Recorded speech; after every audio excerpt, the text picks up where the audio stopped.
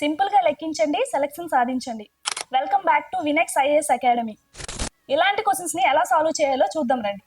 చూడండి, between 150 and 300 how many numbers are divisible by 7?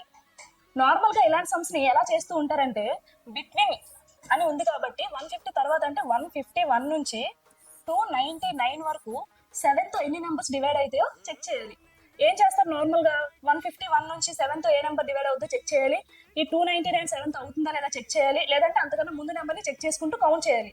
అలా కాకుండా ఇలా సింపుల్ గా ఒక 10 సెకండ్స్ లో ఎలా సాల్వ్ చేయాలో చేద్దాం. చూడండి, ఏమని చెప్పాడు ఇక్కడ, బిట్వీన్ అనేటప్పుడు మనం 150ని కన్సిడర్ చేయకూడదు, 300ని కూడా కన్సిడర్ చేయకూడదు.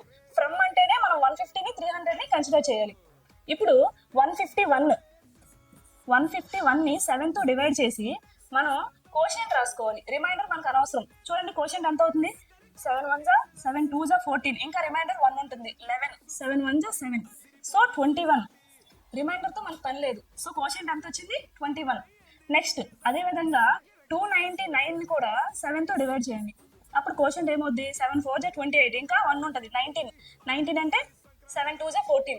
రిమైండర్ మనకి అనవసరం. సో ఇప్పుడు వచ్చిన ఈ రెండు కోషెంట్లని మైనస్ చేయండి. సో 42 మైనస్ 21 అంటే ఆన్సర్ వచ్చి 21. అంటే 150కి 300కి మధ్య 21 నెంబర్స్ అనేవి 7 తో డివైడ్ అవుతాయి. సో మన ఆన్సర్ ఆప్షన్ ఏ 21. ఇలాంటి మరిన్ని ట్రిక్స్ కోసం మన వినెక్స్ ఐఏఎస్ అకాడమీ ఛానల్ ని సబ్స్క్రైబ్ చేయండి.